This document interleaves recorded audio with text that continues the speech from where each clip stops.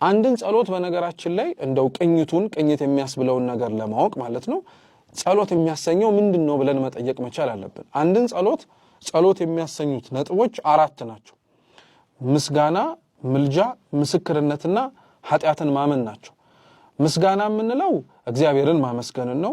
ምልጃ የምንለው ለኛ ውጪ ለሆኑ ሰዎችም የምናቀርበው ጸሎትና ልመና ነው። ቅዱስ ጳውሎስ እንዲያው ምን ይላል?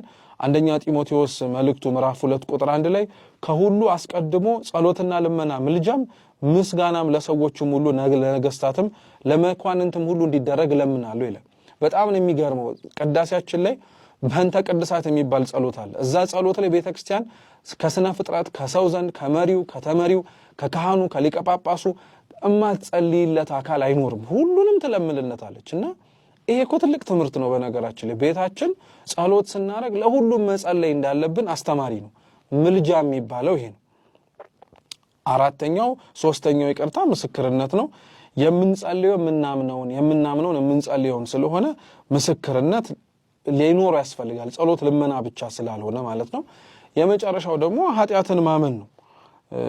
ኃጢያትን አምኖ የህሊናን ወቃሽነትን አለመድፈን ለሰራነው በደልም ተግባራዊ ምላሽ መስጠት ነው። ወይንም ደግሞ ንስሐ መግባት ያስፈልጋል። እኚህ ለጸሎት ቅኝቶቹ ናቸው። ልክ አንድ ክራር አንድ በገና ቅኝቱ ካልተስተካከለ ድምጹ እንደማያምረው ሁሉ ጸሎታችን ከቅድመ እግዚአብሔር እንዲደርስና እግዚአብሔርን እንዲያስደስተው የሚፈልግ ሰው ካለ ቅኝቱ በደንብ አድርጎ መስተካከል አለበት። ቅኝቱም ተስተካክሎ በነገራችን ላይ ጸሎቱ ላይቀል ይችላል። ምክንያቱም የጸሎት ህይወታችን ላይ እንደምናውቀው ሁሉም አልጋ ባልጋ አይደለም። አንዳንዴ እንበረታለን፣ አንዳንዴ እንሰንፋለን። አንዳንዴ የጸለይን ባልጸለይን ኖሮ ብለን እስከሚያስመኘን ድረስ ብዙ ፈተናዎች ሊመጡ ይችላሉ። ግን ክርስቲያኖች በጣም ልብ ማለት ያለብን ነገር ምን መሰላችሁ? ጸሎት ስንጸልይ የሚገጥመን ፈተና የመጀመሪያው ነው እንጂ የመጨረሻው ማሳያ አይደለም። እንዲያውም ቅዱስ ዮሐንስ አፈወርቅ ምን ይላል? ጸሎት ስትጸልዩ የሚገጥማችሁ ፈተና ከነዓን ለመግባታችሁ ማሳያ ሳይሆን ከግብጽ እየወጣችሁ እንደሆነ አመላካች ነው ይላል። ከግብጽ ሲወጡ መንገዱ እኮ አልጋ ባልጋ አልነበረም ለእስራኤላውያን። ከኋላ የፈርዖን ሰራዊት ያሳድዳል፣ ከፊት የኤርትራ ባህር ተደቅኗል። አለማቆማቸው መራመዳቸውንና በመጨረሻም ደግሞ ከአቅማቸው በላይ ሲሆኑ እግዚአብሔርን መጥራታቸው ግን ባህሩ እንዲከፈል በሙሴ አማካኝነት እነሱም ወደ ከነዓን እንዲሄዱ ከሰማይ መና እንዲወርድ ከጭንጫ ላይ ውሃ እንዲፈልቅላቸው አድርጓል። ይሄንን ማሰብ መቻል አለበት ማለት ነው። እነዚህን ስሜቶችን እያለፍን ስንመጣም ደግሞ ጥሩ የሆነ የጸሎት ህይወትን እያዳበርን እንመጣለን። አንድ ክርስቲያን በቤቱ ውስጥ በቤተሰብም ይሁን በግል እንዲጸልየው የሚመከረው ጸሎት እንግዲህ በዋነኝነት የውዳሴ ማርያምና የመዝሙረ ዳዊት ነው። እነዚህ ጸሎቶች ግዴታ አንድ ክርስቲያን መጸለይ እንዳለበት ቤተክርስቲያን ታስተምረናለች። ሂደቱም እንዴት ነው? መጀመሪያ የዘውትር ጸሎትን እስከ ስብሐት ለአብ ወይንም ደግሞ ለአብ ምስጋና ይገባል፣ ለወልድ ምስጋና ይገባል፣ ለመንፈስ ቅዱስም ምስጋና ይገባል እስከምንለው እናደርጋለን። ልክ እሱን እንደጨረስን አባታችን ሆይ እንላለን። የእናታችን የእመቤታችን የድንግል ማርያምን ጸሎት ከመጀመራችን በፊት ማለት ነው። ከዛ በኋላ የዕለቱን መዝሙረ ዳዊት እናደርሳለን። የዕለቱ መዝሙረ ዳዊት በሁለት አይነት መንገድ ነው የሚጸለየው። አንደኛው 150ውን ለ5 በማካፈል በየዕለቱ 30 ማድረግ ነው። ሁለተኛው ደግሞ ዕለተ ማክሰኞንና ዕለተ ሐሙስን በተለየ መልኩ 20 አድርጎ በሌሎቹ ዕለታት ግን 30 ማድረግ ነው። ቅዳሜ የተረፈችዋን መዝሙረ ዳዊት ከሰሎሞን መኃልየ ወይም የመዝሙሮች ሁሉ መዝሙር ከሆነው ጋር አብሮ ይጣመርና እሁድን ደግሞ የነቢያት ጸሎት ብቻ ይደረግበታል። በመጀመሪያው ብንመለከተው ደግሞ 5ቱን ቀን መዝሙረ ዳዊት አድርሰን ቅዳሜን የሰሎሞንን መኃልየ ጸልየን እሁድን ደግሞ የነቢያትን ጸሎት እናረጋለን ማለት ነው።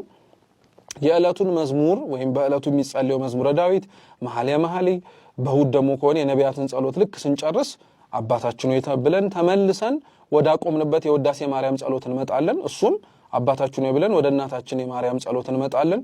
እሱን አድርሰን የዕለቱን ውዳሴ ማርያም እናደርሳለን።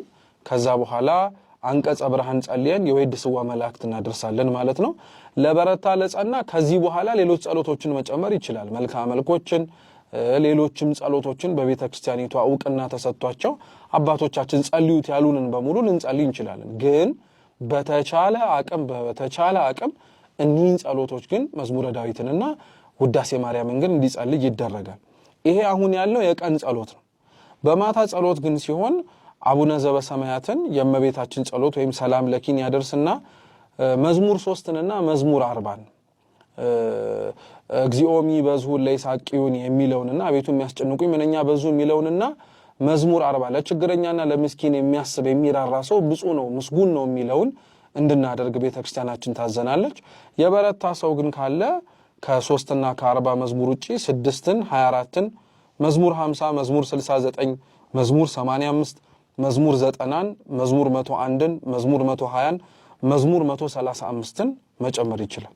እነዚህ ከመዝሙር 3 እና 40 ላይ ጸልዮ ከጨረሰ በኋላ አንዱ ሰው በማታው የጸሎት መርሃ ግብሩ ላይ እንዲጸልያቸው ቅድስት ቤተክርስቲያናችን የምታዛቸው ናቸው። እነዚህን ካደረገ በኋላ አንድ ሰው የፈለገውን ጸሎት መጨመር ይችላል። አንደኛ በዚህ ውስጥ ያነሳንበት ምክንያት ምንድነው? ጸሎታችን የቤተክርስቲያናዊቷን ቅኝት እንዲከተል ነው። እኛ አሁን ያነሳናቸው የውዳሴ ማርያምና የመዝሙረ ዳዊት ጸሎቶች ክርስትና ከተነሳንበት አንስቶ እቺን ቤተክርስቲያን በስጋ በመሬት ላይ ተቀብረን እስከምንሰናበትበት ጊዜ ድረስ የማይለዩን ጸሎቶች ናቸው። ክርስትና ቢነሳ አለ፣ ሰው ቢያገባ አለ፣ ፍትሐት ቢፈታ አለ፣ ምንም በመናደርጋቸው ነገሮች በሙሉ የመዝሙረ ዳዊትና የውዳሴ ማርያም ጸሎቶች አይቀሩም። ስለዚህ ቅኝታችን ከቤተክርስቲያን ጋር እንዲሆን ይህ ጸሎት ለአንድ ክርስቲያን ወይም ለአንድ ኦርቶዶክሳዊ ቤተሰብ በማታም ይሁን በቀን ያስፈልገዋል።